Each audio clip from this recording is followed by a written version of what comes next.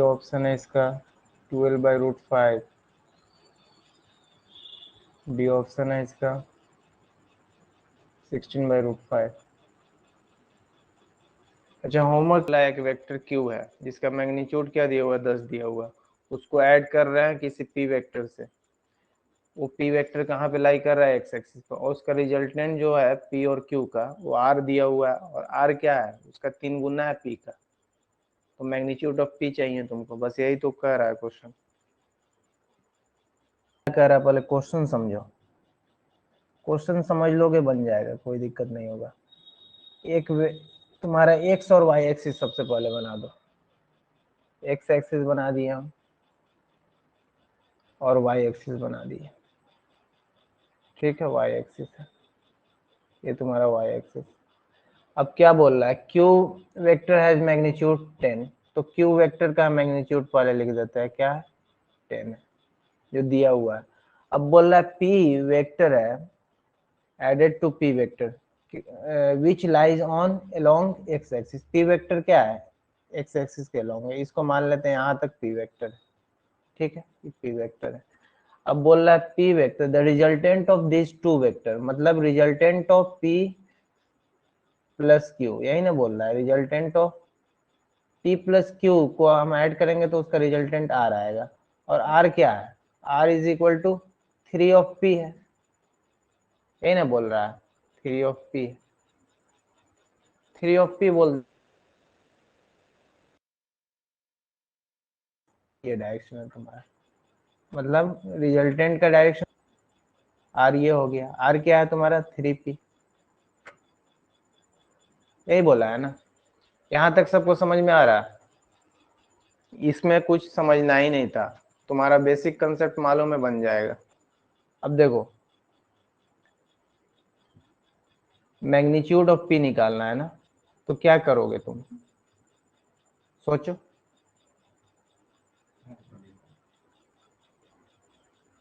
अब देखो, तुम्हारा इस तरह का वेक्टर आएगा, इसका रिजल्टेंट है, तो तुम्हारा वेक्टर कैसे जाएगा, क्यू वेक्टर तो देखो ट्रायंगल लॉ फॉलो करता है ना।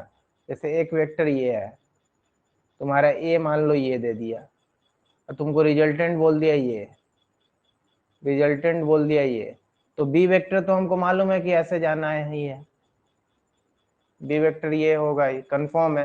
क्योंकि तब ना, देखो देखो ऐसे गया, इसका हेड इसके टेल से मिलेगा, फिर इसका हेड, फिर इसका हेड हेड मिलेगा रिजल्टेंट का। बोलो ये चीज समझ में आ रहा है जो लिखे हैं यहाँ,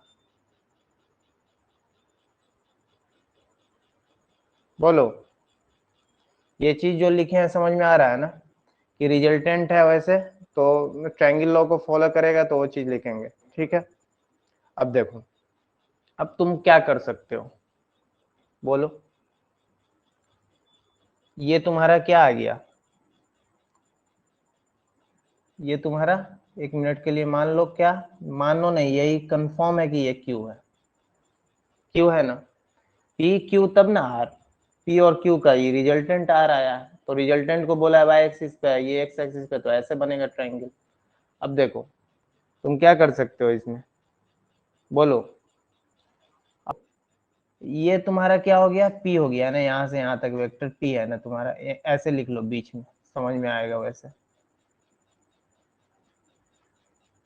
ठीक है, ये क्यू है, ये आर है, तो क्यू का पाइथागोरस लगाएंगे तो 90 ये है, एच ये हो गया, तो Q square is equal to क्या हो जाएगा, P square plus R square, यही ना है। अब देखो क्यू का तो वैल्यू तुमको दे दिया, क्यू स्क्वायर मतलब 10 का स्क्वायर। अब पी का भी वैल्यू तुमको, पी तो निकालना ही है तो पी को रखो, और आर का वैल्यू क्या, are is equal to 3p है, तो 3p का स्क्वायर। स्क्वायर करने पे वेक्टर खत्म हो जाता है, पता है ना, डॉट प्रोडक्ट हो जाता है तो स्केलर हो जाता है, इस वजह से हम डायरेक्ट लिख देते हैं, ये 100 हो जाएगा, और ये क्या हो जाएगा तुम्हारा, P square plus 9p square. तो ये देखो इधर से 100 इज इक्वल टू क्या हो जाएगा, 10p स्क्वायर हो जाएगा। अब देखो एक जीरो से जीरो गया, तो p square is equal to 10 है, तो p इज इक्वल टू क्या हो जाएगा, प्लस माइनस √10 हो जाएगा। तो इसमें ऑप्शन में क्या दिया है, √10 दिया है ना। बोलो समझ में, बस यही समझना था कि ये ट्रायंगल लॉ को कैसे फॉलो करेगा। रिजल्टेंट यहाँ दिया है तो वेक्टर कहाँ जाएगा, बस इतना ही तो समझना था इस क्वेश्चन में। और क्वेश्चन लिखो, ये तुम लोग का होमवर्क दिए थे उसी का क्वेश्चन है एक। If vector A is perpendicular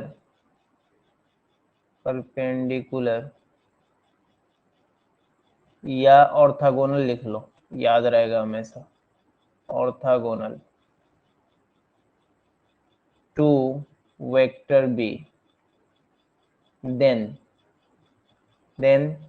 दिया है तुम्हारा A dot A minus, then A cross B is equal to 0, A dot A plus B is equal to A square, A dot B is equal to A B, A dot A plus B is equal to A square plus A B.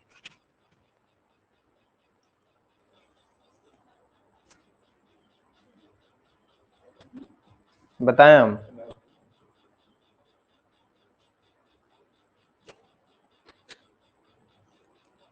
चलो देखो इसका solution देखो। सबसे पहले तुम याद करो ए cross B क्या होता है, A B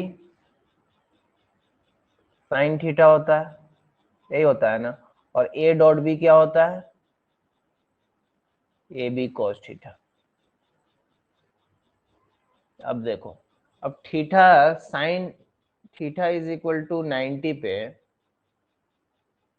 theta is equal to 90 पे साइन थीटा क्या हो जाएगा, sine theta is equal to sine 90 क्या होगा, साइन 90 डिग्री 1 होगा। cos 90 क्या होता है, 0 होता है। तो ये कैसे तुम बोल,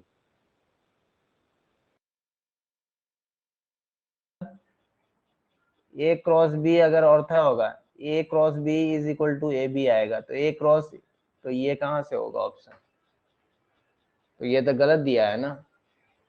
अब देखो दूसरा ऑप्शन को चेक कर लो, ए डॉट, ये फर्स्ट ऑप्शन के लिए हो गया, ठीक है। अब सेकेंड ऑप्शन को देखो, देखो यहाँ ए प्लस बी, ठीक है। अब डॉट है यहाँ ना, तो इसको ऐसे लिख सकते हो A dot A plus A dot B. अब देखना इसमें क्या हो जाएगा, ए डॉट ए तो ए स्क्वायर हो जाएगा। अब ए डॉट बी का मतलब क्या हो गया, ये वाला ए बी कॉस थीटा, तो कॉस 90 कितना होता है, ये क्या मतलब हो गया, ए बी कॉस 90, तो ये तो 0 हो जाएगा, मतलब ये बचेगा ए स्क्वायर ही बचेगा ना, ए स्क्वायर प्लस 0 क्या होता है, ए स्क्वायर। मतलब ये ऑप्शन मेरा सही है। ए डॉट बी क्या होना चाहिए यहाँ पे, देखो ए डॉट बी तो 0 होना चाहिए, थर्ड ऑप्शन में देखो ए डॉट बी क्या होना चाहिए, कॉस थीटा है ना, ए बी कॉस 90, मतलब 0 होना चाहिए। तो ये भी तुम्हारा ऑप्शन गलत हो।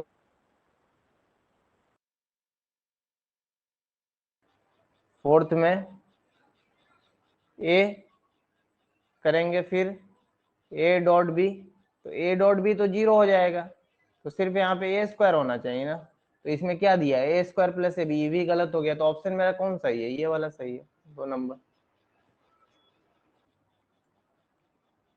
If vector if vector A is equal to A I, is A में हो जाएगा तुम्हारा 0, बी में हो जाएगा 1, सी में हो जाएगा, then the positive value of A, C में हो जाएगा तुम्हारा -1, डी में हो जाएगा 2। जल्दी बताओ। देखो इसमें क्या होता है, परपेंडिकुलर बोले ना, तो तुम लोग क्या करना, ए डॉट बी है ना उसको 0 कर दो, डायरेक्ट करो, A dot B is equal to 0। ठीक है, अब देखो ए डॉट बी क्या है तुम्हारा, ए आई प्लस जे माइनस 2k और ए आई माइनस ए जे प्लस के है इज इक्वल टू 0। अब देखो इसका ए इसके साथ गुना होगा तो क्या हो जाएगा ए स्क्वायर, इसका जे इसके साथ, तो यहाँ पे ऐसे लिख लो आसान रहेगा, ए 1 माइनस 2, इसका ए माइनस ए और 1, तो यहाँ से ए स्क्वायर आ जाएगा, इससे क्या आ जाएगा माइनस ए आ जाएगा, माइनस ए आया, और इससे क्या आ जाएगा माइनस 2 आया इज इक्वल टू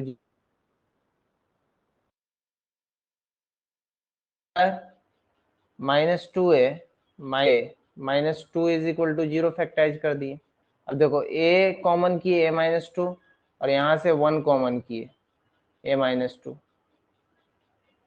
अब देखो यहाँ से a माइनस 2 आया और यहाँ से क्या आया a प्लस 1 आया, तो यहाँ से क्या वैल्यू आएगा, एक a minus 2 is equal to 0 और एक वैल्यू क्या आएगा a plus 1 is equal to 0, तो यहाँ से क्या आ जाएगा a इज इक्वल टू 2 और a is equal to minus 1, तो हम पॉजिटिव वैल्यू बोले थे ना, पॉजिटिव वैल्यू ऑफ ए, तो पॉजिटिव वैल्यू क्या है 2 है ना तुम्हारा।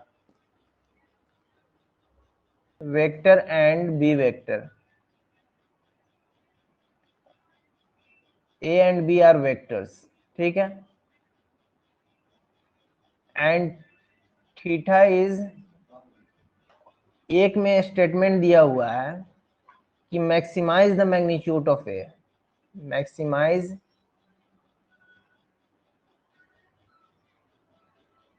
मैग्नीट्यूड ऑफ ए, ठीक है। सेकेंड में दिया है statement maximise magnitude of B, maximise magnitude of B, ठीक है। थर्ड में दिया है सेट टू 90 डिग्री, मतलब उसका एंगल को कहाँ 90 डिग्री पहले। अब ऑप्शन में देखो, ऑप्शन इसका दिया है यहाँ पे कि नन ऑफ दीज, कोई नहीं सही है, none of these. B option दिया है कि 1 सही है, ओनली 1 ओनली। सी में दिया है 2 ओनली, 2 ओनली, और डी में दिया है 1 एंड 1 एंड 2 ओनली, और ई ऑप्शन भी इसमें दिया है। ई ऑप्शन क्या है तुम्हारा 1 1 2, भी लिख के देखो, बताओ कौन सा होगा।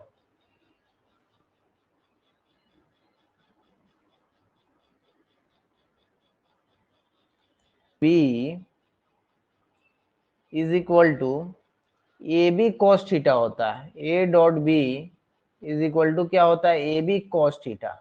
अगर हम कॉस थीटा का वैल्यू 90 रख देना तो ये टर्म पूरा 0 हो जाएगा यार। थीटा का वैल्यू 90 रख दे तो ये क्या हो जाएगा, थीटा का वैल्यू 90 रखने पे ए डॉट बी 0 हो जाता है। हमको मैक्सिमाइज, सबसे मैक्सिमम वैल्यू कॉस थीटा का जो वैल्यू होता है ना -1 और 1 के बीच में होता है।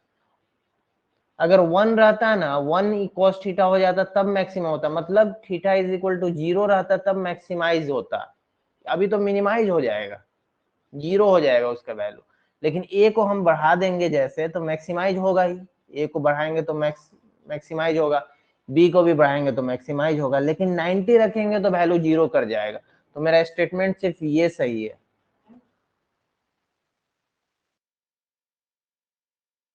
1 एंड 2 होगा, 3 नहीं होगा, क्योंकि 90 पे तो अभी क्वेश्चन बनाया हो ए डॉट बी 0 होता है। क्या है ये question,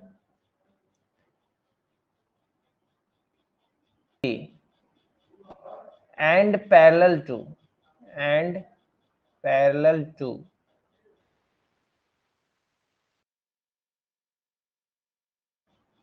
is option, C option तुम्हारा क्या हो जाएगा 5i माइनस जे। डी ऑप्शन क्या हो जाएगा तुम्हारा 5i+j। जल्दी करो, ये बहुत,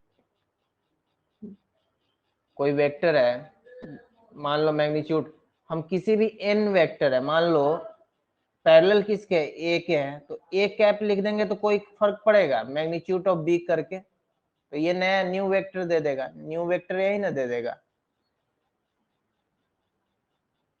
इसका वेक्टर का मैग्नीट्यूड ये हो गया, और उसमें यूनिट वेक्टर को गुना कर दिया, यूनिट वेक्टर किसके लिए, a के लिए, a के पैरेलल है तो वही कर देंगे। मैग्नीट्यूड b क्या है तुम्हारा, बस यही तो करना है न्यू वेक्टर बनाने के लिए। ये वेक्टर का मैग्नीट्यूड हो गया, उसके में यूनिट वेक्टर क्यों किए हैं, क्योंकि इसी के डायरेक्शन में चाहिए। यूनिट वेक्टर किसी भी चीज में 1 से गुना करेंगे तो वही फर्क पड़ेगा, बस डायरेक्शन ही बता देगा कि इस डायरेक्शन। अब b का मैग्नीट्यूड बताओ तुम्हारा क्या हो जाएगा, b का मैग्नीट्यूड हो जाएगा तुम्हारा 3 का स्क्वायर प्लस 4 का स्क्वायर। इसका यूनिट वेक्टर बताओ a का, a का क्या हो जाएगा, i-j ऊपर में हो जाएगा, और नीचे में इसका मैग्नीट्यूड होता है √1